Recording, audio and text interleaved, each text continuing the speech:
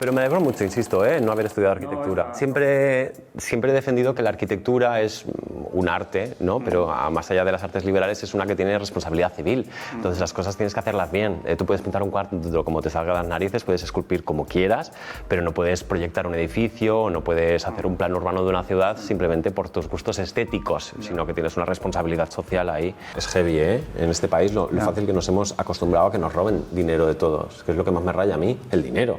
El dinero. Sí, es verdad, porque yo vengo de una clase de clase humilde, entonces sin dinero y sobre todo sin dinero público, ¿dónde estaría nuestra sociedad ahora mismo? Pues el pormisovismo es un falso movimiento artístico que a mí me permite hablar de aquellas construcciones, aquellos planos urbanos, aquellos proyectos que bajo mi humilde punto de vista los hace alguien porque le sale de la entrepierna, no porque quiera verdaderamente mejorar la vida de nadie, sino mejorar únicamente pues, su ego, su cartera o suplir algún tipo de carencia de tamaño, entiéndase lo que quiera. En el libro que acaba de publicar, que se llama El secuestro de la vivienda, planteaba unas cuantas medidas que son bastante simples en realidad.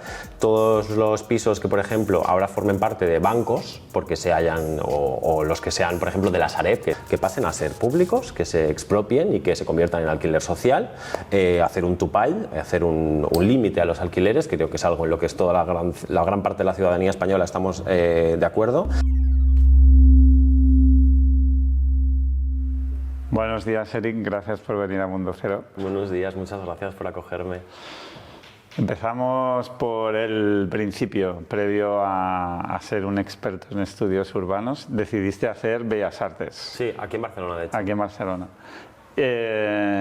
¿Por qué decidiste estudiar Bellas Artes? ¿Qué te queda de eso?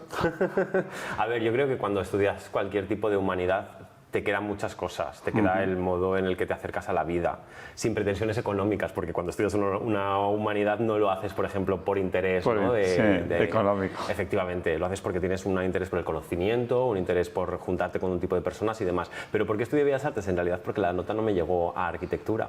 Me faltó media décima para entrar en arquitectura, porque yo venía del bachillerato artístico. Entonces las asignaturas que nosotros hacíamos en bachillerato artístico, a la hora de la selectividad, no me daba la nota para arquitectura y me alegro un montón. Porque si yo hubiese estudiado arquitectura, como muchos compañeros de profesión, de la divulgación que han hecho arquitectura, no hablaría de la arquitectura de la misma manera. Entonces el acercamiento que tengo desde las artes plásticas me parece como... Bueno, es el que tuve y es el que me ha permitido hablar de la arquitectura como un movimiento artístico, ¿no? Desde el pormisovismo. ¿Y en algún momento te planteaste con el tiempo estudiar arquitectura o ya descartaste? Año, sí. El primer año que estaba en la carrera sí, pero cuando veía lo mal que lo estaban pasando los vecinos de al lado, porque de hecho la Facultad de Arquitectura y la de Bellas Artes están una delante de la otra, y cuando veía lo mal que lo estaban pasando los de arquitectura fue como, me alegro un montón estar haciendo maquetas aquí, la verdad. Yo en mi época, que soy más mayor... ¿Qué estudiaste? Yo estudié, mira, yo quería hacer INEF, ¿vale? Si no arquitectura, y mi padre lo de INEF me dijo, no te vas a ganar la vida con esto. Guay. Además, en la facultad del Instituto Nacional de Educación Física de Cataluña es maravillosa. Es maravillosa, la de Barcelona. Y arquitectura fui yo mismo, que en mi época la media de acabar lo que era la carrera más que había que hacer el proyecto de final de carrera y tal, y la media eran como 10 años y medio. Ah, qué bien. Qué buen timing, ¿eh? Y pensé, yo no me imagino aguantar 10 años y medio teniendo 18. Decía, es que no. Claro. Ya que estudiando algo que no tiene nada que ver, que son números, economía. ¡Ah, wow! Y luego eso, pues mira, me sirvió para el cine. Luego he dirigido películas, o sea, he mezclado la creatividad con la economía, pero bueno, me ha servido para poder hacer pelis, porque si no, nadie me hubiera apoyado seguramente en dirigir una peli, porque cuesta mucho dinero y es difícil que luego la gente confíe en ti si empiezas de cero. Lo sé, y además sé por muchos colegas que estudiaron en la SCAC y ahora se dedican al cine, que es un sector en el que es muy difícil levantar un proyecto si no tienes algún tipo de ayuda, o incluso cuando tienes una subvención el dinero lo tienes que adelantar, que es una auténtica barbaridad. Sí, o sea que... Con el riesgo de lo que pueda pasar después. Efectivamente, porque a día de hoy nadie te asegura que hagas un proyecto con todo el cariño del mundo respondes a las dinámicas del mercado. A mí me pasa mucho, que no tiene nada que ver y la escala es muy pequeñita, ¿no? Pero cuando hacemos un vídeo para redes sociales, Sí. el que más dinero, el que más cariño y el que más ilusión le pone siempre es el que funciona menos. Ya.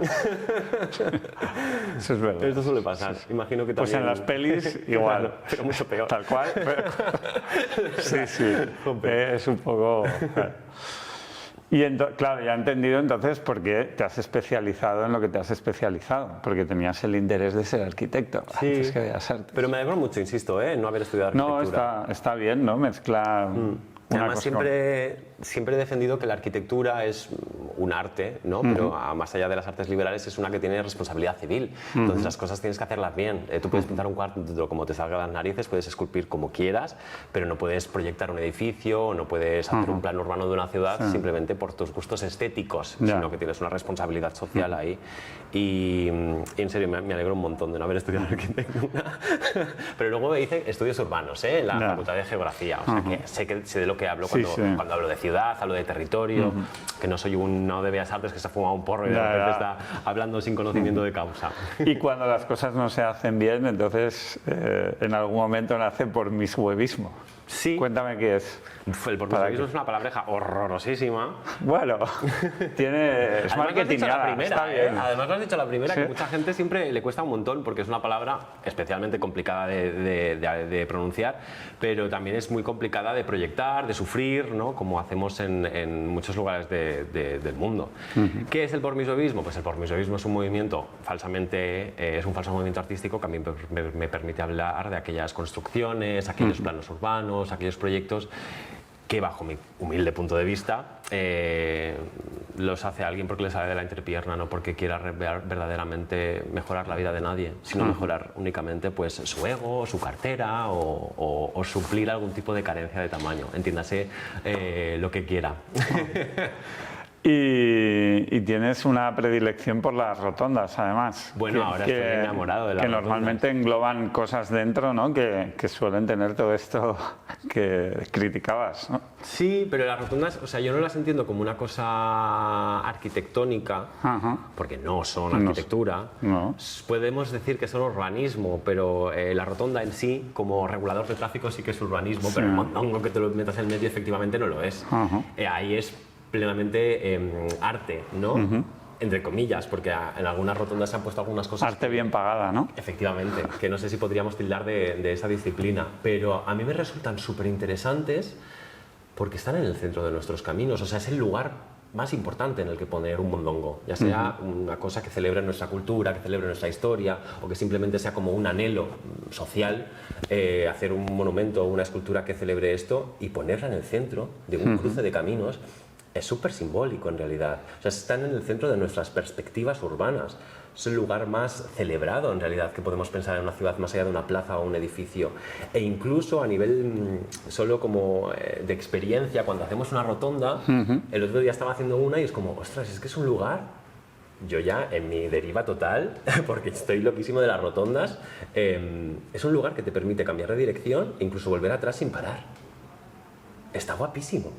Paras un poco para entrar a la rotonda, no entres, por favor. Tienes que vigilar. Efectivamente, pero es un lugar en el que te permite continuar y ir hacia atrás. O sea, me parece como un lugar muy bonito en el que puedes como redimirte de tus errores. En cuanto, hablando, ¿no? De forma abstracta, de lo que viene a ser como un trayecto. Me parece como muy bonito, no sé. ¿En qué momento empiezas a decir, vale, me interesa lo que estoy haciendo y voy a hacer vídeos para hablar de lo que sea y demás? Bueno, para hablar de lo que sea, normalmente, para criticar especulación. Has dicho como en plan para hacer lo que tú haces, que no sabemos bien. Para criticar especulaciones urbanísticas y... Pues, y bueno, fue una cosa como que decidiese lo de premeditadamente. Estaba hablándome un día en mi casa, hacía poco que había visto la película esta de Huevos de Oro, de Bigazur y tal, que es como, hostia, verdaderamente hay una manera de entender el mundo de la construcción por la testosterona y por el yo la tengo más grande, ¿no? Y de repente empecé a hablar por mis huevos ismo. Fue como muy complicado, le hice 2 letras, contigo abanico de... Que Huevos de Oro tiene algo que ver con... 100%, de hecho es Claro, se entró mucho también de lo visual. Sí, es una película además que me gusta muchísimo, y colores, o sea, el trabajo de talonaje es maravilloso. La miniatura es moderadamente simple, sí que la mano pues es pues, un hombre que le digo que es construir el edificio más alto de su ciudad y le preguntan en plan, ¿pero cómo lo vas a hacer? Y siempre hace con un par de huevos. Y me parece como muy ilustrativo porque es el constructor alicantino en los 80, lo deltas, ¿no? Con pecho al descubierto, y es muy ilustrativo del sector de la construcción de esas décadas. Y entonces pasó de la palabra a decir, bueno... Hice unos stories random Ajá. y empecé como a hablar de Calatrava y no sé qué, jiji, jaja, tal, pero sin ningún tipo de pretensión, y entonces vino la pandemia. Y yo en pandemia tuve la mala suerte de que no tenía trabajo. La galería en la que yo trabajaba cerró, la galería de arte, y fue como, bueno, pues, ¿qué hago? Hasta que pueda, pues aguantaré y tal, y empecé a escribir, sin más, hacer unos stories, pero eran stories sin vídeo, solo texto y imágenes que encontraba de archivo y tal. Y cuando hicieron el desconfinamiento, en plan, daros una vuelta, ¿te acuerdas de la pop? de casa de ahora ya podéis salir. Eso es. Entonces, de las primeras semanas que podíamos abrir, estaba yo viviendo en Madrid en ese momento, y fue como, va, pues vamos a hacer un encuentro, una ruta, un paseo con los 4 pringaos que me saquéis, nos hacemos amigos, os tomamos una cerveza y os cuento 4 movidas de 4 rascacielos de la Castellana y demás. Y ahí empezaron las ventas por millovistas, y empezaron a tener mucho tirón, me entrevistaron de televisión, me dieron una sección en un programa fijo, y cuando ya estaba trabajando en la tele fue como rollo, y sí, yo me hago mis propios vídeos, me los pero yo por si cuenta, así no respondo ante indio. Tengo que No tengo interés de ningún programa, porque a veces también todo tiene su línea editorial, ¿no? Yo no podría coincidir más o coincidir menos. Y empecé por mi cuenta así, pero cuando ya tenía como una... ¿cómo decirlo? No una manera consolidada de hacer, sino como que ya sentía como algún tipo de variación externa, ¿no? Sobre todo en los procesos creativos muchas veces no tenemos el ímpetu suficiente o no creemos suficiente en nosotros mismos hasta que alguien nos da una palmadita en la espalda, ¿no? Entonces ahí tuve como... Cuando ya tuviste varias, sí, venga, va, me saco y hago ya un lo que me salga por mi obispo también, de alguna manera. Y de ahí también a escribir, o sea, no solo audiovisualmente, sino de escribir. Y lo de escribir, como que... Me gusta muchísimo. Soy una persona muy lectora, a diferencia de María Pombo, pero lo de escribir me gusta, creo que es una forma muchísimo más fácil de llegar a la gente, porque el guión de los vídeos también los hago yo, entonces es muy guay porque te quedas en el guión, ¿sabes qué te quiero decir? Luego no tienes que hacer la el rodaje, la pospo, entonces me parece como súper fácil. Hombre, sí, es más agradecido es más escribir agradecido. un libro. También es verdad que estás tú solo, como mucho hablas con la editora, pero sí que es verdad que el rodaje es guay porque estás con gente. Justo cuando nos hemos encontrado hace unos minutos me has dicho en plan de, bueno, pues las rutas igual ya te planteas de que te lo haga otra persona o hacerlo con inteligencia artificial. A mí es que me gusta mucho la gente. Soy una persona muy social y lo que disfruto de los rodajes no es el trabajo, pero sí el conocer a gente. Eso me gusta un montón. Y hablando de rascacielos en la Castellana, teorías del Windsor de por qué pasó lo que pasó, que hasta se ha hecho hicieron una miniserie, sí, me parece. Una serie documental, creo que está producida por El Barrio, si no me equivoco. No sé quién la hizo, estaba en... Es de Jordi Évole, la producción. En Amazon estaba publicada, en HBO, yo creo, HBO. HBO y luego en Filmin también. Estaban varias. ¿Y has estudiado sobre el tema como para llegar a una conclusión? Creo que no sabe... O nadie sabe... No sabemos nada, nadie sabe nada. Hay muchas teorías, como tú dices. De hecho, este documental, que si no se llama, ¿cómo se llama? ¿Los misterios del Windsor? Puede ser, o algo así.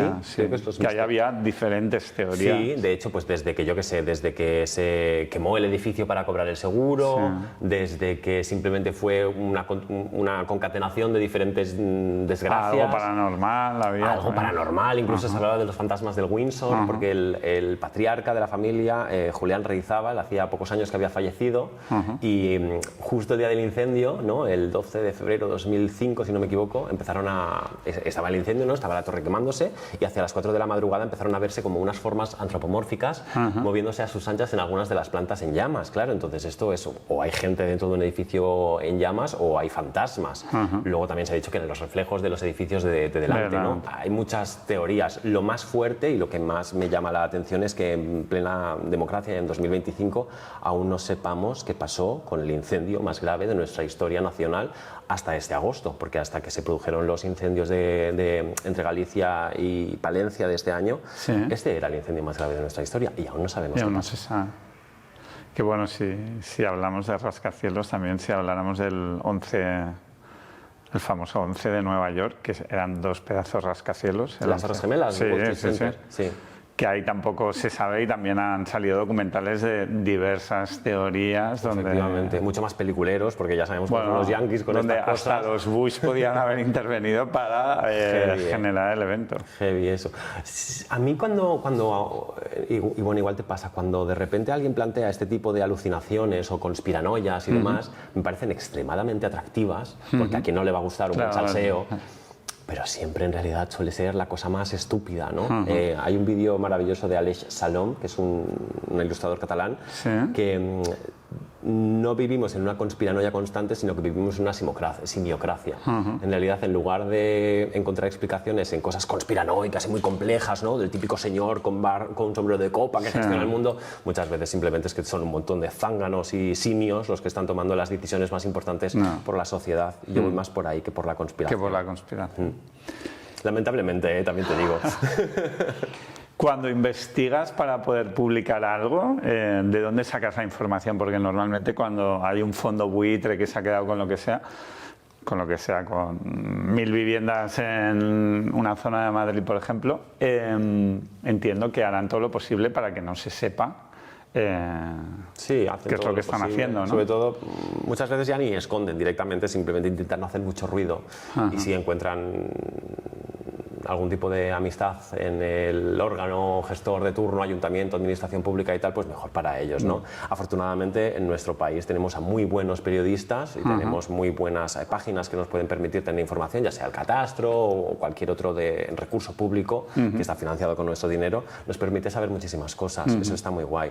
Lo que nosotros hacemos es que para poder dar algo publicar alguna cosa o darlo por bueno, siempre lo validamos, intentamos encontrar 3 fuentes diferentes que den la misma información. Una que sea pública de acceso, ya como puede ser catastro o registro, lo que sea, y que se haya publicado en 2 medios de información de izquierda y de derechas. Está bien. Es la fórmula que nosotros hemos encontrado, y podríamos encontrar otras tantas, ¿no? Porque muchas veces me es imposible hablar con el promotor o con el constructor y tal, entonces es por lo que nosotros hemos elegido como para darlo por válido. ¿Cuál consideras de todo lo que has analizado que es lo más heavy, lo máximo pelotazo? Buah, no sé, es que hay tanto. Es heavy, ¿eh? En este país lo fácil que nos hemos acostumbrado a que nos roben dinero de todos, que es lo que más me raya a mí, el dinero. El dinero. Sí, es verdad, porque yo vengo de una de clase humilde, entonces sin dinero y sobre todo sin dinero público, ¿dónde estaría nuestra sociedad ahora mismo? ¿Qué es lo más fuerte así, lo más llamativo? Joder, es que siempre...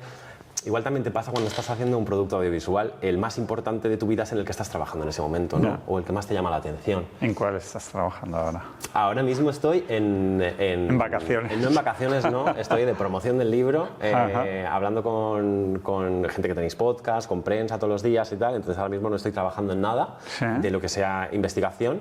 Pero el último en el que estuve un montón de meses trabajando fue el de Torre Mítica, en México. Hay un barrio que se llama Xoco, en Ciudad de México, que era una colonia bastante humilde, gente trabajadora y demás, y los últimos años le metieron la gentrificación hasta en la sopa y construyeron la torre más alta de Ciudad de México en un lugar en el que hay estrés hídrico, ¿no?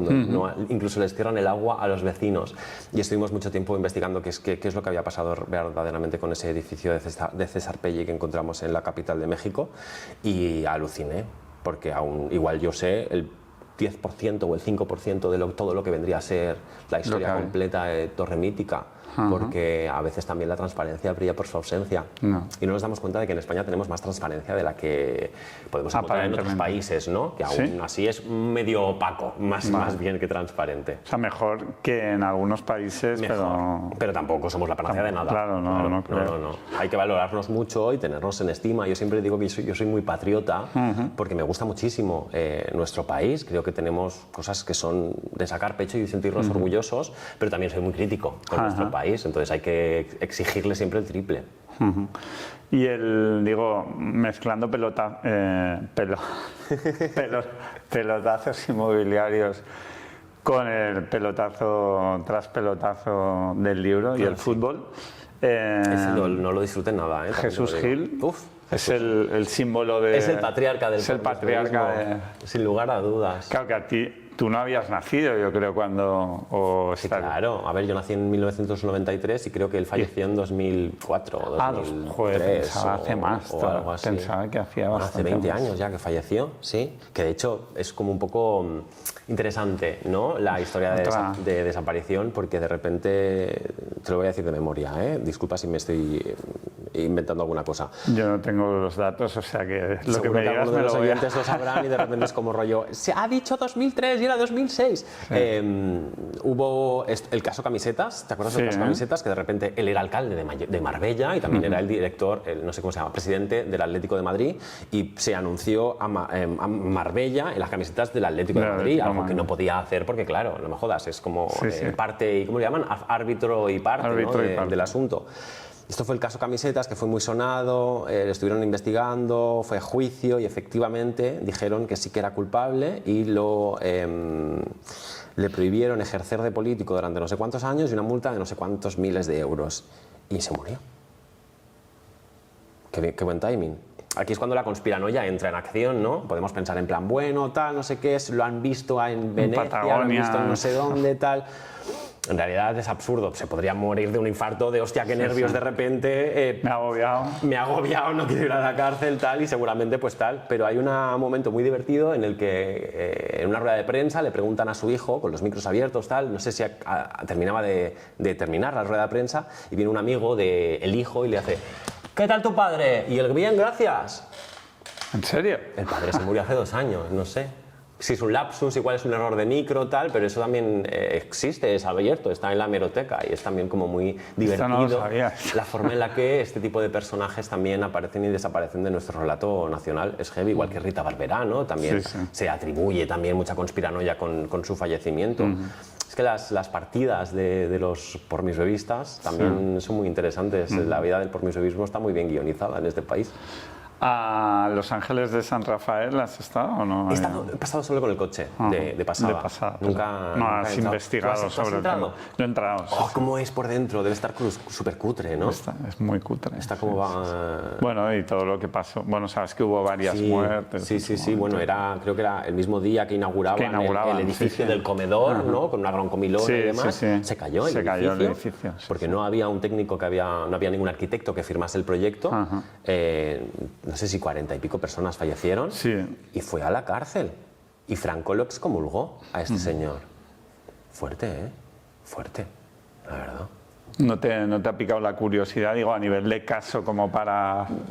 Bueno, lo sobrevolé, digamos, cuando estaba haciendo el libro de pelotazo en pelotazo, pero no, tengo tantas ganas de ir a Los Ángeles de San Rafael. Pero claro, a mí ya no me dejan entrar en muchos sitios. Tienes que pasar camuflaje.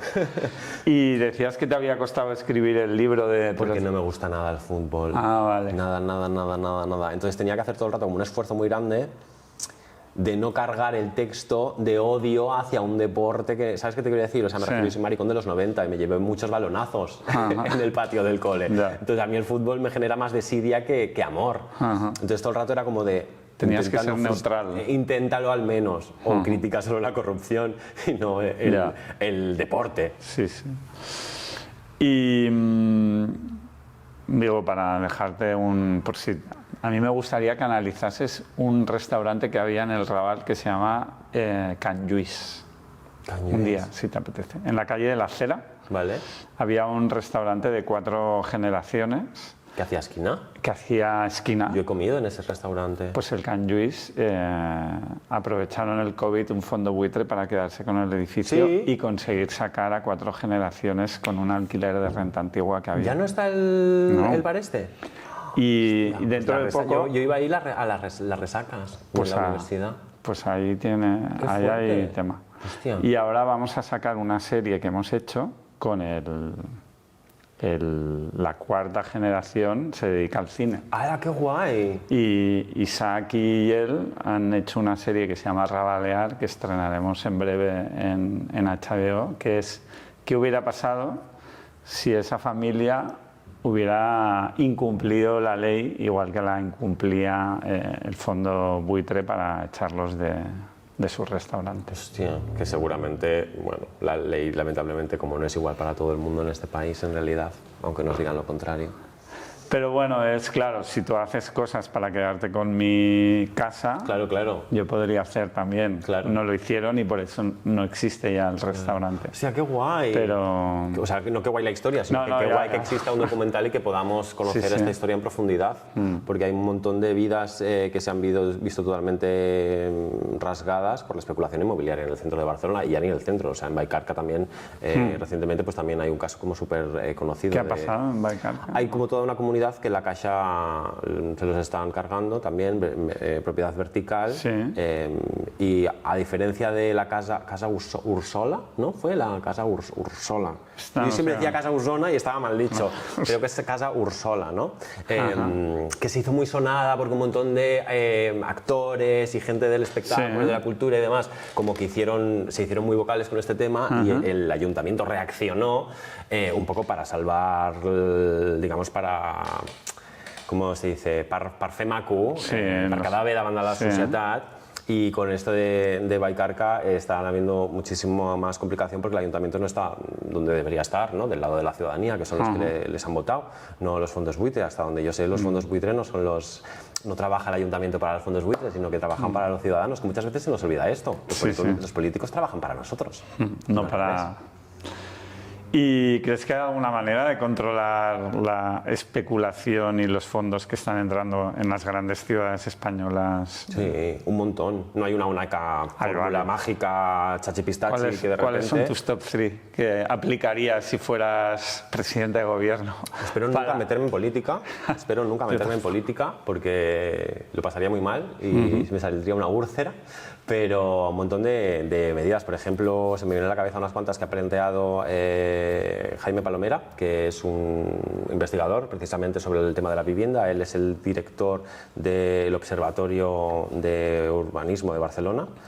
Él es el director de Indra, que es como una especie de... como el off-sonar del Observatorio Urbano de Barcelona, para que nos entendamos. Y él, por ejemplo, en el libro que acaba de publicar, que se llama El secuestro de la vivienda, planteaba unas cuantas medidas que son bastante simples en realidad. Todos los pisos que, por ejemplo, ahora formen parte de bancos, porque se hayan, o los que sean, por ejemplo, de la Sareb, que es el banco malo con el que se absorbieron, con el que salvamos, ¿no? Los activos tóxicos del sector inmobiliario, que pasen a ser públicos, que se expropien y que se conviertan en alquiler social, hacer un topall, hacer un límite a los alquileres, que creo que es algo en lo que es toda la gran parte de la ciudadanía española estamos de acuerdo. Y, bueno, que aquí se ha intentado un poco, ¿no? En Barcelona. Sí, pero ¿cuánto tiempo lleva aplicada? Menos de un año. Sí, y se está hablando de que igual hay un estancamiento, una bajada de un 5%. Claro, este tipo de medidas no puedes ver los resultados en 6 meses. Ya. Hay que esperarse. Sí. Además, hablando con la responsable que puso ese límite al alquiler en el gobierno anterior del Ayuntamiento de Barcelona, ella siempre me contaba que, por ejemplo, en París, que habían puesto el mismo límite, la alcaldesa de París le decía, aguantad. Es una medida que solo empieza a mostrar resultados a los 5 años, porque durante los primeros años el poder fáctico, empresas constructoras, tal, van a daros la lucha con lawfare, con todo lo que tengan en su mano, ¿no? Pues para no quitarles su pastel económico, porque al final pues ellos están luchando por sus intereses económicos. Lo que pasa es que sus intereses económicos van en contra de los intereses de todos los demás. Entonces tenemos que entender sobre todo que la vivienda pues no es una inversión, sino que es un hogar, un lugar en el que tenemos que desarrollar nuestra vida. Y esas son algunas de las medidas en las que yo aplicaría si fuese presidente de España. Y háblame de tus rutas divulgativas. ¿Qué quieres saber? Pues explícame Tienes una, que por venir, ejemplo. al menos a la Me de encantaría, Barcelona. pero me has dicho que Están sold out siempre. sold out en menos de un día. Pero una persona siempre cabe, hombre, a ti te Venga, pasamos. pues a ti yo te me pasamos.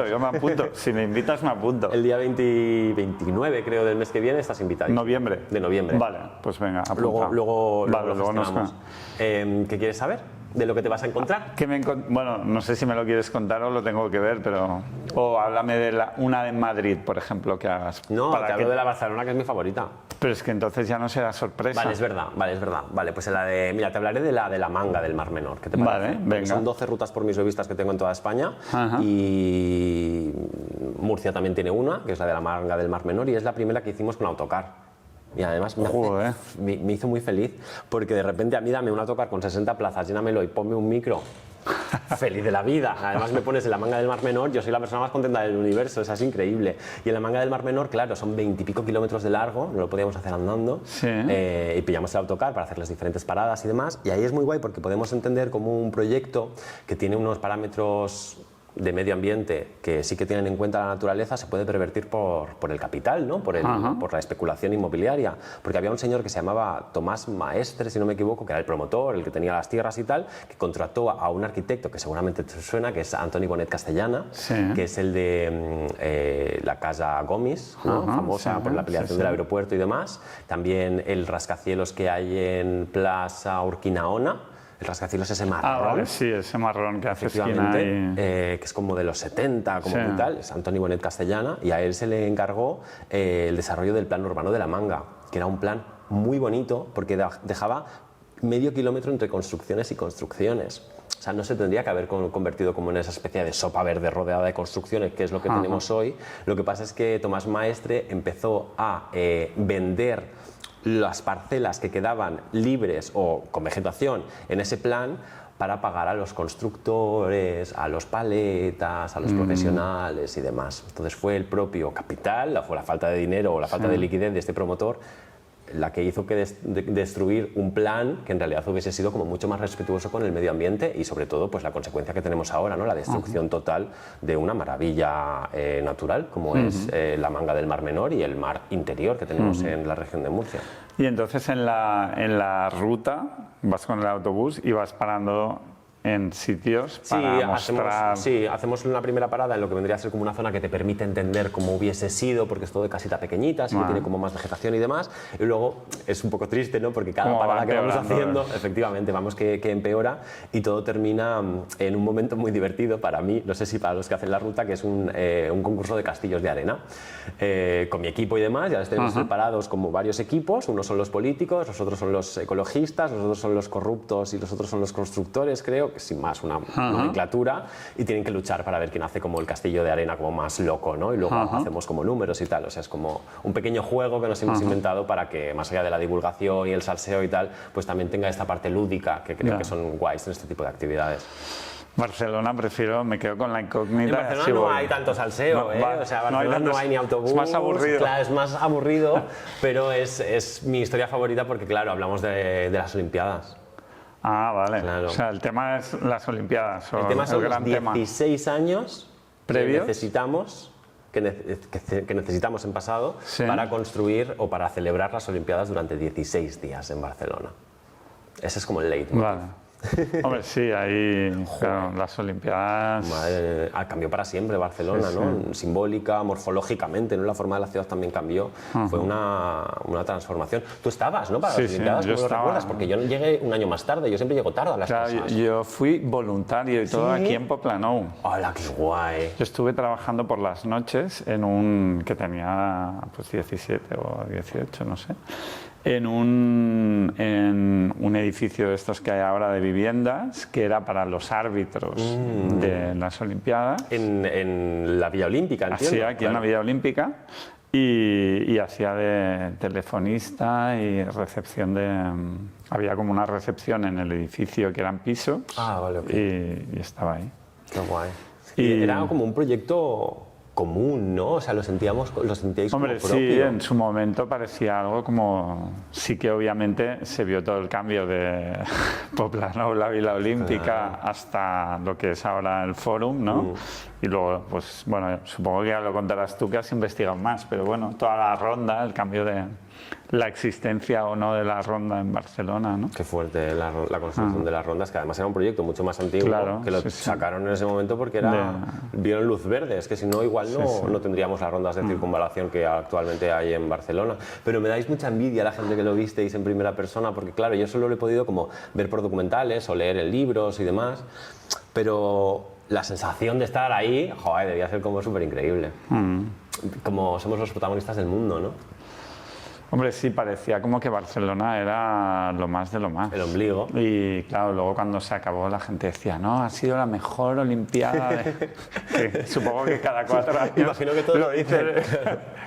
para animar a la gente de Barcelona a que solo habían sido 16 días para 16 años. Claro, efectivamente. Entonces tenías que decir que era las la mejor mejores del mundo. Las mejores del mundo. Para poder... La Fura dels Baus aún lo dice. Aún sigue. Tira de ahí todavía. Y luego, por ejemplo, o sea, ahora estoy pensando, me están viniendo a la cabeza como así bullets que a mí me han surgido así de el aeropuerto de Castellón. ¿Has analizado? ¿Del aeropuerto del abuelo? Sí, Claro. claro. De hecho hicimos un vídeo del aeropuerto del abuelo. ¿Hicisteis? Sí. Cuéntame un poco para que se sepa. Pues vamos a elegir pitching, poner pitching un del aeropuerto en el peor lugar de poner donde Porque poner un me aeropuerto, sale- porque me sale de ahí. En realidad responde, y esto no lo saben la gente que sabe el tema y demás, pero se ha ido olvidando en el relato público y me da como mucha rabia, porque en realidad la construcción de ese aeropuerto, que como sabes tiene cerca el de Valencia y el de Reus, Sí. no tiene ningún tipo de sentido en cuanto a logística, porque en 1 hora y media estás ya cerca de un aeropuerto. Pero responde porque ahí querían construir Mundo Ilusión. ¿Qué era Mundo Ilusión? Mundo Ilusión era la respuesta de Carlos Fabra, director de la Diputación de Castellón, a Terra Mítica, que era el parque temático que con dinero público se construyó en la provincia de Alicante. Si Alicante tenía Terra Mítica, si Valencia tenía la Ciutat de les Arts i les Ciències y Castelló tenía un marinador, tenían que hacer como un empuje más grande para acabar de convertir toda la comunidad valenciana en un punto de atracción turístico, de ocio recreacional. Y en ese caso fue Mundo Ilusión, que era un parque temático de la magia, plan como sombreros, como conejos, era bastante loco la temática, e iba acompañado de un gran plan de urbanización y era como convertir Castellón en Florida, para que nos entendamos. Vale. Marinador también quería crecer. Marinador, había un proyecto que se llamaba Marinador Golf, que para que nos entendamos, si esto es Marinador en el mapa, esto sería Marinador Golf. O sea, una auténtica barbaridad. No sé si has estado en Marinador alguna vez. No. No vayas, porque te decepcionará un montón. Pero es muy grande Marinador. Entonces, el proyecto de Marinador Golf era mucho más grande. El precio de construcción de Marinador Golf habrían sido 6.000 millones de euros. Estamos hablando de 2006, ¿eh? Sí, Una auténtica claro, barbaridad. ahora sería... Es como 3 veces el presupuesto de sanidad de la Comunidad Valenciana en ese momento, una auténtica barbaridad. Entonces, el promotor de Marinador y el director, el presidente de la Diputación de Castellón, Carlos Fabra, se juntaron junto con otros empresarios de la zona y dijeron, Tate, lo que necesitamos aquí es un aeropuerto para atraer todos los millones de turistas que van a venir aquí, ¿no? Nos vamos a hinchar. Nos vamos a hinchar.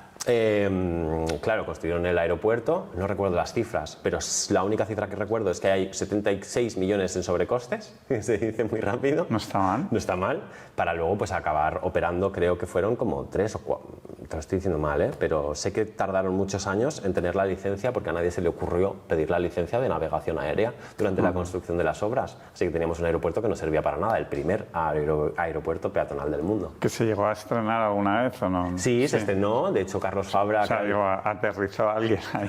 Es que el aterrizaje, el despegue, creo que fue en 2015, muchos años después de la inauguración, precisamente por eso, porque no pidieron los permisos de navegación. Pero el acto inaugural fue muy guapo porque estaba Carlos Fabra, que sabemos que era el político este que siempre llevaba gafas de sol, porque creo que le faltaba un ojo, al lado de una escultura de Joan Ripollès, que era un escultor de rotondas, que se rifaban los concejales de urbanismo del PP de aquella época, y estaba el presidente de la Diputación con sus nietos y les dijo a los nietos, ¿qué? ¿Os gusta el aeropuerto del abuelo? Y entonces se ha quedado como para siempre esta frase, que en realidad parece una tontería, pero es muy ilustrativa, de cómo los políticos disparan, ¿no?, con pólvora del rey. Es decir, gastan el dinero que es público. Claro, no con su dinero, sino con el de... Pero piensan que es suyo el aeropuerto del abuelo, no el aeropuerto de los castellonenses. Como que es muy ilustrativo, ¿no?, en cómo se apropian de lo público para privatizarlo en muchas ocasiones o para sacar beneficio privado, lo cual a mí me parece como es súper alarmante. Y lo hacen a derecha e izquierda en muchos casos.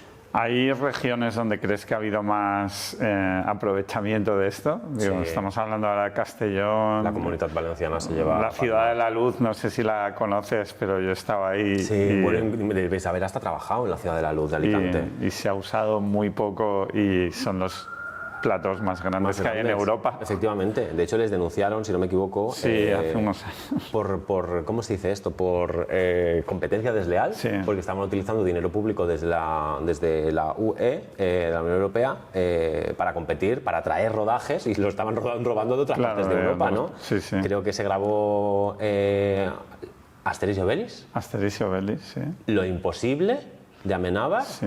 y luego cerraron y Minicosas. hasta hace 2 años que volvieron a abrir. No conozco exactamente el caso porque no me ha dado tiempo como de dedicarle un reportaje o así, pero como que con lo poquito que he ido conociendo, Pues hay una cosa tiene muy guapa que tela. la rotonda de acceso costó 4 millones de euros. La rotonda.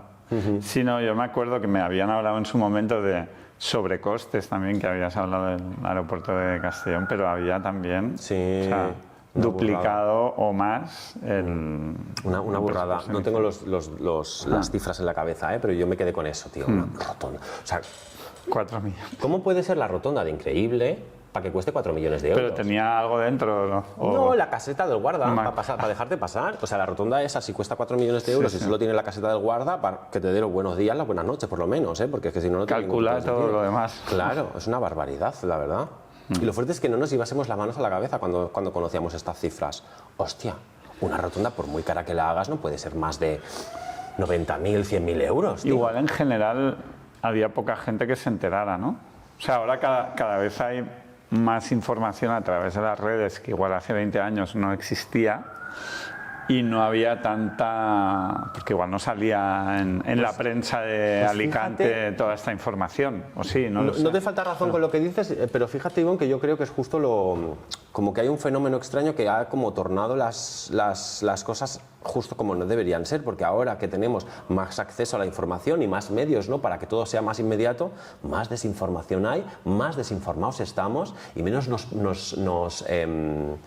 nos sorprenden este tipo de titulares, ¿no? Este tipo de conocimientos, porque ya estamos acostumbrados. Porque hay sobrecarga en la red, ¿no? Ahora de información. 100%. De hecho, Cuesta focalizar en un... Cuesta, total. Yo, es mi lugar de trabajo, pero soy el primero que lo dice. Es el Far West. Es un lugar horroroso en el que habitar, la verdad. Es muy desagradable. Y luego nos queda Castellón, Alicante, Valencia. Eres crítico con, Yo soy muy con crítico. un gran arquitecto, ¿no? Que Con construyó Santiago Marataba. uno de esas cosas grandes que se han hecho en Valencia. Que, claro, yo ya te he dicho que soy de Portugalete. En Bilbao hay el famoso puente que obviamente El Zubizuri. en Bilbao llueve mucho. Claro. Y había unos cuantos leñazos, entre ellos yo... ¿Tú te has caído en el Sí, Zubizuri? hombre, claro. Hostia, mítico. Sí, sí. Tienes que ponerlo en tu currículum. O sea, Claro. es algo increíble, es algo de lo que Yo estás he súper caído. orgulloso. Antes de que pusiesen la alfombrita esta de plástico antideslizante que tiene ahora el Zubizuri. Pero no solo Súper. el Zubizuri, en Bilbao también tenéis la suerte o desgracia de que en Sondica, el aeropuerto, Sí. le han cambiado el nombre a Sí, sí. Loia.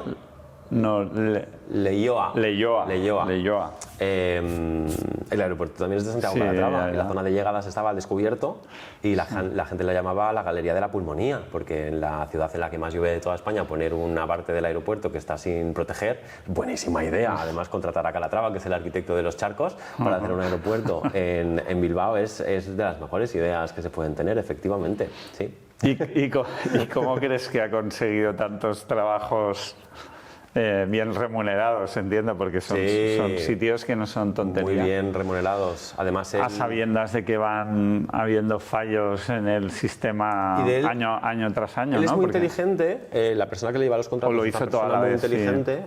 Yo creo que fue suerte y una estrategia muy bien articulada, porque aparte de una cosa muy concreta que me llama siempre la atención, que en su contrato es él se lleva en honorarios el 10% del precio total, no del presupuesto. Un arquitecto siempre se lleva el 10% del presupuesto. Y el precio total que engloba más allá del presupuesto, para entenderlo. Sobrecostes, gastos extra, Vale. etcétera. O sea, si se dobla el presupuesto, él va a seguir cobrando el 10%, aunque se haya doblado el presupuesto. Él doblará su 10%. Exacto. Claro, efectivamente. Lo O sea, cual que ya le viene bien que Por se tanto, doble el igual puede presupuesto. haber como una tendencia en la que a él le favorece esos sobrecostes y alguien mal pensado podría llegar a la conclusión de que efectivamente tal vez lo hace aposta, ¿no? Para poder llevarse un 10% más grande. Pero eso sería efectivamente alguien muy mal pensado. Pero luego que funcionen las cosas o no. Claro, si quieres seguir trabajando, entiendo que te interesa que funcione, ¿no? ¿Todo? ¿O no? Bueno, sí, imagino que sí. Porque si no, a ver, si piensas un poco a medio plazo, dirás, bueno, es que si hago dos y no funcionan, Si el cliente al de tercero Calatrava, ya no me van a contratar. Si el cliente de Calatrava hubiese sido privado, hubiese pasado eso, que a la tercera vez ya no le contrataban. Pero pensemos un momento en las obras de Calatrava. ¿Hay alguna obra privada de Calatrava en España? Todo es público, todo es obra civil, todo son ingeniería pública. Puentes, aeropuertos, auditorios, museo, todo lo hemos pagado los contribuyentes. ¿No va a ser que Calatrava era un arquitecto que estaba de moda y sin más los políticos pensaban que era la imagen que necesitaban proyectar de marca España, no matter what? Pague quien pague, cueste lo que cueste. A ver si es que iba por ahí, ¿no? A ver si es que era el diseñador de moda que todo el mundo quería tener. Era el Jacquemus de los aeropuertos en su época. Incluso iría más allá. La mujer de Calatrava pertenece a una de las familias más importantes del sionismo. Vamos a decir las cosas como son. También. Entonces, muchos encargos internacionales los recibe porque tiene amigos donde tiene que tenerlos. Claro. ¿Y qué opinas por pregunta, de cómo ha afectado a Bilbao que exista el Guggenheim? Wow, vaya pregunta, además como bilbaíno. Ahí además está guapísimo porque en Bilbao no llamáis al por mis bebismo, lo llaman bilbainadas. Que me parece guapísimo porque empezaron ellos el por mis bebismo, ¿no? El Guggenheim ha sido totalmente positivo para Bilbao. ¿Que sea positivo quiere decir que no tienen ningún tipo de peros o ningún tipo de sombras? No, claro que no. Todo gran relato arquitectónico de luz siempre tiene sus peros y sus sombras, y en el caso de Bilbao es efectivamente pues toda la especulación y la gentrificación que trajo, ¿no? Mucha gente que antes vivía en el centro de Bilbao pues ya no se lo puede permitir, pero no solo se lo podemos achacar al efecto Guggenheim, que yo siempre digo que no es un efecto es algo que tú puedas replicar. Lo de un modelo, perdón, se habla de modelo Guggenheim. Yo siempre digo que es el caso Guggenheim, porque solo ha pasado en Bilbao. Se ha intentado hacer en otras ciudades y no ha pasado lo mismo, ¿no? No ha generado ese superávit y el cambio total económico de una ciudad. Joder, recordamos que Bilbao, al final, el Guggenheim viene a situarse encima de unos astilleros en ruinas. En ruinas total, y era como el colofón del proyecto Ría 2000, que era pues, recuperar todo el trazado del río Nervión.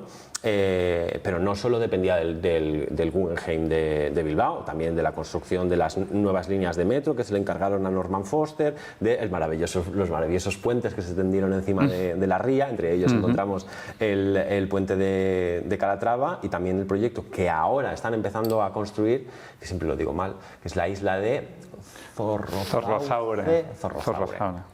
Lo has dicho tú, que es vasco. Sí, que ahí también hay mucho tema, si lo por hacer.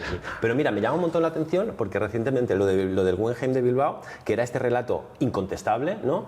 Había cambiado para siempre Bilbao. Había cambiado para siempre la arquitectura del mundo. Hay un antes y un después en la arquitectura internacional desde la construcción del Guggenheim. De hecho, Philip Johnson, que era el arquitecto que hacía la crítica de arquitectura del mundo en ese momento, cuando visitó Guggenheim, dijo: el mejor edificio del mundo.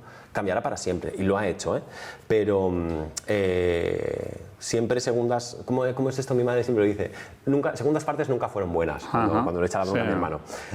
Ahora quieren hacer un segundo Guggenheim, porque como el éxito ha sido tan incontestable, han decidido que van a hacer un Guggenheim ecológico y el mejor lugar que han encontrado ha sido la Reserva Natural de Urdaibai, que es una reserva declarada por la UNESCO en 1993 de valor de la biodiversidad importantísima, y han decidido que lo mejor que pueden hacer es pues, poner un Guggenheim ahí, pues, ¿por qué no? ¿Y eso está en marcha ya? Eso está en marcha, con toda la ciudadanía totalmente en contra.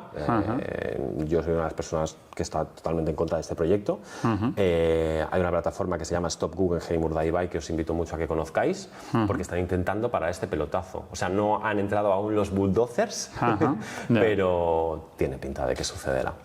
O sea, para ti la gran sombra es que hay mucha gente que podía vivir en el centro de Bilbao y ha dejado de poder vivir en el centro de Bilbao, ¿o hay más sombras? Bueno, el cambiar destacables? También toda la producción de una ciudad, o sea, que una ciudad deje de ser una ciudad industrial con un pasado industrial, para convertirse en una ciudad terciaria, pues también trae sus problemáticas, ¿no? Está muy bien en los 90 y en los 2000 dedicarte solo al turismo, pero cuando ves que el turismo arrasa con los precios del consumo, con el poder vivir en una ciudad y convierte a los ciudadanos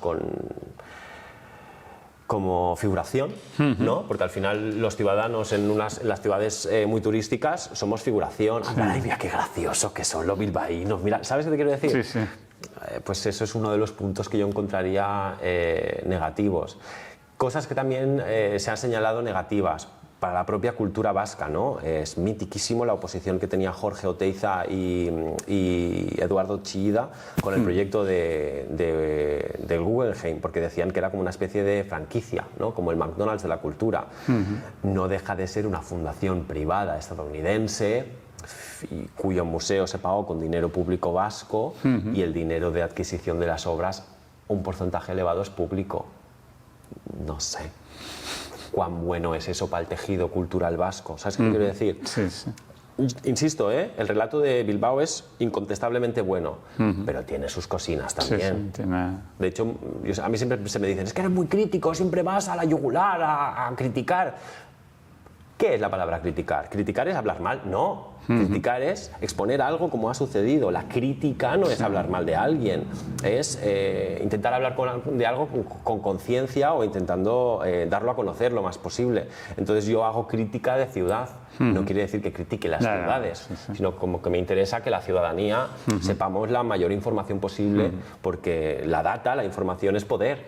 Y lamentablemente somos muy cortos de memoria con la información, sobre todo en las nuevas generaciones. No sé si estás en contacto con gente joven, en plan 14, 16, 15 años, no sé si tienes hijos. Me toca. Joder, tío, están revolucionados.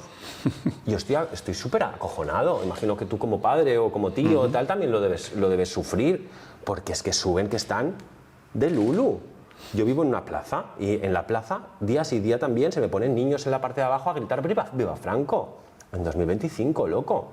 Hostia, algo muy mal está pasando con la memoria de este país, cuando falta solo una generación para olvidarnos de que nos mataron, de que no fue positivo ese proceso de violencia total que atravesó España durante 40 años. Bueno, es que dicen que hay ciclos que son 80 años o algo así, que efectivamente se ha olvidado todo. Dicen, es muy guay esta frase, ¿no? Si la historia no se repite, por lo menos rima. Que se parece un montón, ¿no? Y lo de los figurantes que decías, claro, todas las grandes ciudades europeas, al final nosotros somos figurantes de Barcelona, pero en Roma son figurantes para unos nosotros. Alemanes, claro. ¿no? Pero al final todas las ciudades ahora es que es lo mismo, ¿no? Vas a cualquier ciudad grande de Europa y tiene las mismas tiendas. Se han esterilizado. En vez de paella te venderán otra cosa, pero se han normalizado. Es todo lo mismo. Es lo mismo. Es un Zara, es un H&M, es un tal, y es una calle pues más o menos peatonalizada igual, ¿no? Porque será como la más, yo qué sé, Passeig de, ¿cómo se llama? Portal de l'Àngel, ¿no? Aquí. O la calle en Madrid, una de esas calles que dan a la Plaza del Sol. O lo que sea. Claro, es como todas, son exactamente iguales en realidad. Y como mucho si te protegen un edificio, protegerán la fachada, pero por dentro del edificio lo van a tirar, ¿no?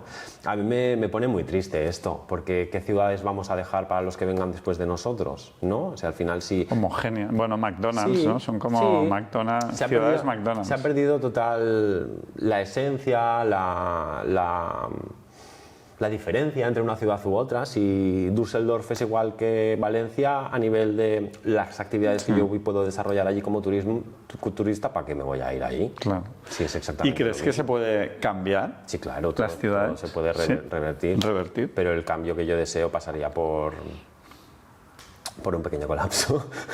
Prefiero, voy a explicarlo bien, voy a explicarlo bien. Para poder encontrar un momento en el que, por ejemplo, yo pueda volver a Barcelona, ¿no? Porque yo vivo fuera de Barcelona, pero porque mi marido es de la zona en la que yo vivo, entonces vivimos juntos allí, Sí. pero uno de los motivos por los que no volvemos a Barcelona es porque no me sale de las narices pagar el triple de lo que vale un piso. Ajá. Ahora, llevamos 2 años buscando comprar una vivienda Sí. aquí en Cataluña y no me sale de las narices pagar los precios que están. Ya. No me sale de las narices pagar 1,5 millones por un piso en el ensanche. Estamos locos, ¿o qué pasa, no? Ah. Entonces, ¿cómo podríamos llegar a una situación que para mí fuera deseable?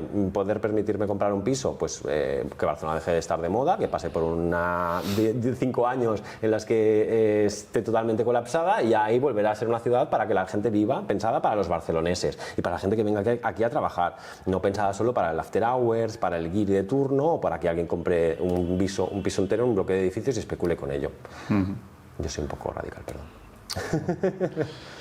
¿Y a qué arquitecto le darías, bueno, no sé si un 10, porque igual eres crítico y no le vas a dar un 10 a nadie, pero digamos un 9, que comulgue con tu ideal de cómo deberían de ser las cosas? Hay un montón de estudios de arquitectura y un montón de arquitectos que están haciendo las cosas, no, te iba a decir bien, pero no, como deben hacerlas, ¿no? Cuando un arquitecto no tiene conciencia de clase no está haciendo bien su trabajo, y cuando un arquitecto no piensa en la persona que utilizará la vivienda, el edificio público o cualquier cosa que él esté diseñando, no está haciendo bien su trabajo. ¿Quiénes son esos arquitectos? Pues normalmente son arquitectos anónimos o estudios que no tienen una pretensión de trascender, sino de hacer su trabajo de forma profesional. Es una profesión, no son autores. No es arte, no es una cosa que, bueno, sí es arte, pero no es una cosa que tengan que hacer para llamar la atención. Entonces, nombres, pues a mí siempre que me preguntáis por esto, siempre os doy la misma respuesta. Me voy a arquitectas que no construyen, porque hacen muy buen trabajo de dar el conocimiento de la arquitectura. Yo soy muy fan de Zaida Mouchi, que es una arquitecta instalada en Barcelona desde hace muchísimos años, que se ha dedicado en su mayor parte de su carrera profesional a hablar del urbanismo con una concepción feminista, de cómo podemos entender, cómo podemos diseñar y rediseñar nuestras ciudades para que sean lo más inclusivas posible, para que se dice urbanismo feminista, pero no es solo para las mujeres, sino para que las personas ancianas, los niños pequeños, personas con movilidad, con problemas de movilidad, tengan acceso a la ciudad y la disfruten exactamente lo mismo que un hombre blanco heterosexual. Que no somos muchas veces conscientes de esto, pero también existen barreras, ¿no? De clase, de género, de piel en las ciudades, y esta arquitecta lo evidencia desde hace muchísimos años y soy muy fan de ella. También hablo mucho, os recomiendo mucho seguir a Núria Moliné, también arquitecta y divulgadora, que ella decidió de forma activa no construir, porque me ha contado en muchas ocasiones que una de las mejores cosas que ella sentía que podía hacer por la arquitectura es darlo a conocer, no hacer divulgación, porque lamentablemente es una disciplina que vive muy alejada, ¿no?, de la gente que la sufre o la gente que la utiliza. La ciudad, la arquitectura es la escenografía de nuestra vida y queremos, ¿no?, que nuestra vida tenga un final feliz. Entonces la arquitectura, el urbanismo, la escenografía es totalmente determinante para que podamos pues desarrollarla de la forma más plena posible. ¿Y qué opinas de la España vaciada? Que se debería de llenar. Se debería ir. ¿Y cómo crees que se puede llenar? Con inversión y con trabajo, ¿no? Porque uno de los problemas que tiene la gente que vive o que es originaria de esas ciudades, de esos lugares, o incluso esa gente que desea ir a la España vaciada, pero que luego piensa en plan, ¿pero de qué voy a comer?, ¿no? Pues inversión pública y sobre todo una red que articule bien nuestro territorio. No puede ser que yo pueda ir en AVE a cualquier capital de provincia, pero los 60 pueblos que hay entre medias estén con las estaciones que tenían antes desmanteladas. No tiene ningún tipo de sentido. No puede ser eso. A mí me da muchísima rabia. ver que pueblos y ciudades pequeñas de nuestro país están quedando totalmente atrofiadas, porque ese es el término, porque no hay una inversión que articule bien su existencia, que no les conecte bien con la ciudad, no con Madrid, o con Segovia, o con Barcelona, sino con el pueblo de al lado, y 3 pueblos más para allá, que se genere realmente una red que vertebre de forma pública y sostenible nuestro territorio. Pero ¿crees que debería, o sea, para que la gente vaya a la España vaciada, que dices, bueno, ¿y de qué voy a comer, no? Claro, inversión. Pero Pública.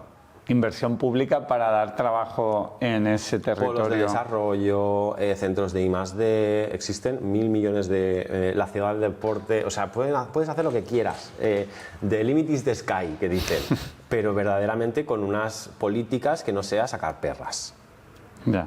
Sino pensando que eso en la es gente. complejo. Es complejísimo. Aquí. Por ejemplo, se habla mucho de cuando te sacan un proyecto, ¿no? En plan de esto va para llenar la España vaciada, en la Siberia extremeña, en un pueblo que se llama Castilblanco, ¿Sí? Vamos a construir Elysium City, la ciudad del mañana, un parque de atracciones con intereses, con uno de los jefes es exdirectivo de Parques Disney y vamos a construir aquí no sé cuántos rascacielos, una estación de alta velocidad, no sé cuántos, no sé qué, encima de una zona natural protegida que es zona CEPA, zona de especial protección para las aves. Es como, maricón, pero si dentro del término municipal está Castilblanco, que está medio vacío y tiene las casas que están vacías. Igual no tenemos que construir una nueva ciudad de nueva planta para atraer a gente, sino reconstruir los pueblos y hacerlos más atractivos. Cuando la arquitectura vernacular y el urbanismo de los pueblos de toda la vida son más sostenibles y están pensados para que se climaticen mejor, tengan un gasto energético más bajo. O sea, la solución es mucho más fácil. Lo que pasa es que nos gusta el blin blin, pero el futuro es verde y de pueblo, eso está claro. Pero también cambiar como, bueno, no sé, la mentalidad de gente de ciudad que quiera irse allá. Es complejo, ¿no? Porque al final acabamos siendo los urbanitas que van a conquistar, ¿no? Que se quejan porque el gallo canta a las 5 de la mañana, ¿no? Claro, igual tú no quieres vivir en un pueblo, igual tú quieres estar en una urbanización.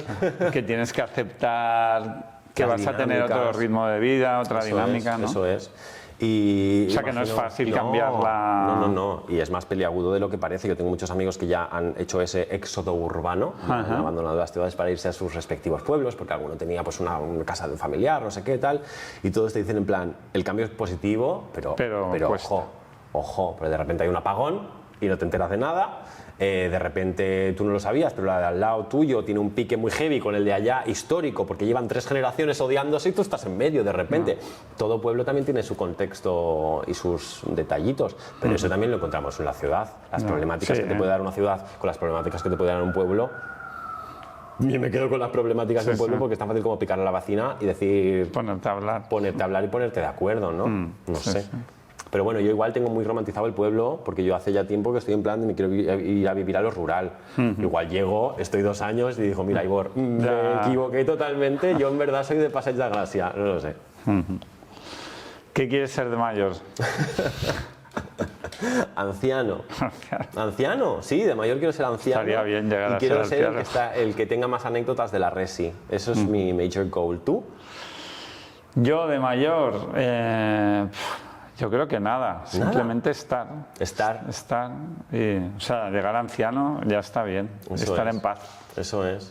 Más, creo que con esto, en mi grupo de amigos lo hablamos un montón. Está muy guapo porque creo que hemos llegado a un punto en el que ya no encontramos o ya no intentamos buscar nuestra identidad con nuestro trabajo. Que eso es algo que yo, para mí, como que era muy loco hace unos años, ¿no? Sí. Pero mola un montón porque hay gente que estamos encontrando... Cuesta cambiar eso. Cuesta un montón, cuesta un montón, porque además el capitalismo nos lo ha metido por el culo. O sea, nos lo ha metido así, tal. Pero está muy guay saber que no eres tu profesión. No, si te dedicas a, me lo invento, yo qué sé, si eres operativo de cámara, tú no eres operativo de cámara, tú eres Juan Manuel, que naciste en Tolosa y ¿sabes lo que te quiero decir? Tu identidad no es el trabajo, no es la explotación, no es el labor. La pregunta, ¿no? Intrínseca, que es de en plan, ¿cuál es tu trabajo soñado? Honey, I don't dream with labor. O sea, es que pues yo de mayor quiero estar tranquilo con mis amigas fumándome un porro debajo de un árbol. Eso es lo que yo quiero, punto pelota.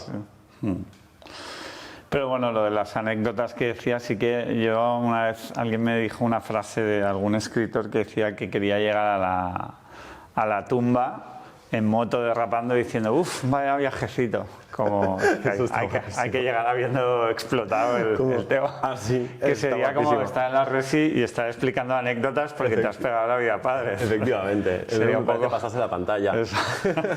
Sin lugar a dudas. Ser feliz, ¿qué es para ti? Estar tranquilo. Dormir. Poder dormir. ¿No? Yo creo que la gente que... Sí, es un buen síntoma, si puedes dormir, ¿no? Porque cuando hay angustias de curro, de lo que sea, relaciones tal... Incluso no eres consciente muchas veces que dices, ¡buah, estoy en un momento de mi carrera guapísimo, me salen los contratos por las orejas y tengo mazo de dinero! Pero no concilias el sueño por la noche. ¿Por qué? ¿No? Igual tienes demasiado trabajo. Hay algo ya. Claro. Y muchas veces yo creo que la generación por encima de la mía relacionaba el éxito con estar saturado de trabajo. Eso no es el éxito. El éxito es un miércoles a la mañana tener todo el tiempo del mundo para darte una puti vuelta. Eso es el éxito. Trabajar lo menos posible. Mi marido siempre me dice en plan, quiero ser feliz, quiero que tengamos dinero para ser felices. Y yo le digo, no, yo lo que quiero es estar tranquilo. Quiero tener la cantidad de euros suficiente para estar tranquilo. Sí. Ni más ni menos, no necesito más. ¿Qué opinas, ya que estamos hablando de esto, qué opinas de Múgica? Ay, me dio mucha pena que falleciese, la verdad.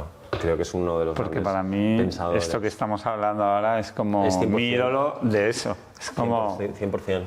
minimiza tus necesidades para comprar tiempo y hacer lo que quieras y ser libre. ¿Y de qué te sirve si no estar en este mundo? Si no te vas a relacionar con las personas que tienes al lado, ¿no? Si vas como los caballos, ¿no? Para adelante, para adelante, para adelante. A la que llegues donde quieras estar y te quites esto, te darás cuenta de que estás solo. Ya estás en el... Claro. En el agujero. Claro. Entonces, joder, yo nunca le conocí, efectivamente, evidentemente. Ni yo, me hubiera gustado. Pero creo que es una de esas personas que pasan una vez en el mundo, en cada X tiempo. Entonces, joder, estoy con ansias de saber en qué se reencarnará Mujica. ¿En qué se reencarnará hablando de eso? ¿Qué hay después de la muerte para ti? Vaya temazo, ¿eh? Vaya temazo. Pues yo he cambiado de parecer recientemente. ¿Sí? Recientemente, ¿Sí? Pues mira, está bien. No sé qué opinas tú, no sé si eres Yo cambié de religioso. parecer a los 13, dejé de ser religioso, porque nací en una familia religiosa, pero a los 13 yo creo que ya decidí que no lo era. Vale. Y me convertí en ateo, pero sí que es verdad que hace años ya es como que tengo una ilusión por algo. No que pueda decir yo creo en esto, pero bueno, de alguna manera la energía es mi motor de la energía. Estoy escribiendo una historia que haremos una peli que va de dos átomos que se enamoran en la explosión del Big Bang. Oh, wow.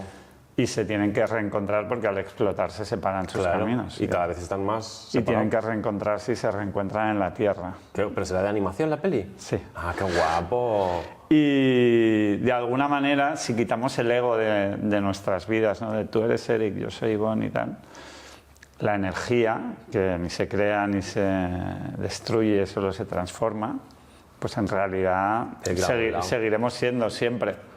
Lo que pasa que nuestro ego es, no, yo me quiero reencarnar o yo quiero ir a no sé dónde, porque hablamos del yo, ¿no? Sí, totalmente. Pero mira, justo hemos estado hablando con una señora que se llama Marta, filósofa, que hablaba de que al final pues nos van a comer los gusanos si te entierran, pero luego esos gusanos que te comen van a acabar en otros sitios y seguramente pues parte de nosotros igual acaba siendo un árbol, una parte acaba en un pájaro, otra.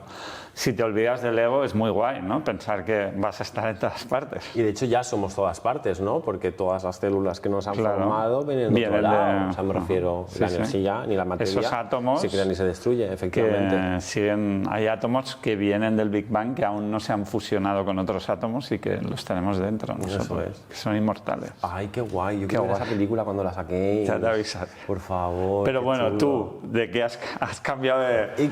Yo era totalmente reaccionario, ¿no? En plan de cuando te mueres se acaba. Sí. Se acabó. Negro, pum, fundido. Chao, créditos. Y ya está. Y luego, ¿qué pasa? Nada. ¿Y cómo has cambiado de opinión? ¿Qué ha pasado? Sin más, descubrí el grupo ¿cómo se llama? Grupo EPTA. Grupo EPTA, que eran como los Warren de España, más explicado malamente, ¿eh? Y hay una periodista que formaba parte del grupo, que aún forma parte del grupo, que se llama Sol Blanco Soler, que en varias entrevistas pues como que ha ido explicando y demás cosas que ella se ha encontrado. El grupo EPTA era como un grupo de estudio de lo paranormal. Te puede gustar más o puedes creer menos, lo que sea, cada uno que haga lo que quiera con eso. Yo me considero como que estoy... Me interesa, pero no creo, ¿no? Y empezó a hablar como de lo que pasa después de la muerte, ¿no? Porque al final esto es como tu cuerpo físico y tú, llámalo alma o llámalo lo que sea, tú, pues pasa algo, ¿no? Con eso. Entonces ellos hablaban de que pues vas al más allá o trasciendes o no sé qué, no una especie de cielo, sino como otra dimensión. No sé si creérmelo o no, pero me da mucha tranquilidad. Entonces, ¿por qué he cambiado de opinión? Porque he pasado del fundido a negro y que no haya nada, a de repente tener la opción de poder encontrarme con mis gatos en el más allá, con mis seres queridos, y me parece muchísimo más guay creer en eso. Claro, es que el plan de creer en algo al final te da más tranquilidad en tu día a día de la vida. Es. O sea, yo creo que... Y existe como ese en plan, ay, qué ganas de morirse. ¿Sabes qué te quiero decir? De saber lo que pasa. A ver. ¿No? Hace poquito falleció mi abuela y mi madre pone la mano en el fuego de que se le apareció y le dijo en plan, estate tranquila, estamos todos comiendo de puta madre, todo bien. Pues igual se lo ha imaginado mi madre, pero a ella le ha dado una tranquilidad y una paz que, joder, ojalá poder vivir siempre con esa paz de... Sé que me encontraré con lo que me tenga que encontrar después de estar vivo, ¿no? Pues de puta madre. Hombre, es que quien realmente crea que hay vida después de la muerte, ya sea vida de reencarnación o que vamos al cielo o lo que sea, en teoría tienes que vivir mucho mejor. Claro, por eso prohibieron morirse. O sea, me refiero a suicidarse. Suicidarse, por eso la religión decía que no. Que no. Porque si no todos se mataban para irse para el cielo. Claro, todos contentos. Claro, imagínate, además. Tenían que decir que era pecado, porque si no era... Claro, no trabajas, estás guapísimo, estás con la gente que quieres. Llámame loco, pero yo quiero estar ahí. Sí, todo va a ir bien y no hay ningún problema. Claro, además te quedas como dicen en tu peak, ¿no? Si te mueres a los 60, en realidad tu alma te será quedas como de 40, ¿no? Sí. En plan, en tu momento más álgido, joder, pues eso es un botox natural. De puta madre. Pues muchas gracias, Eric. Muchas gracias. Nos encanta lo que estás haciendo, sigue haciendo, criticando, pero informándote y evitando que haya esta especulación que se agranda y agranda por las ciudades españolas. Evitarlo lo podremos, pero bueno, tendremos la data. Muchas gracias y nos vemos el 29. Eso es. Venga.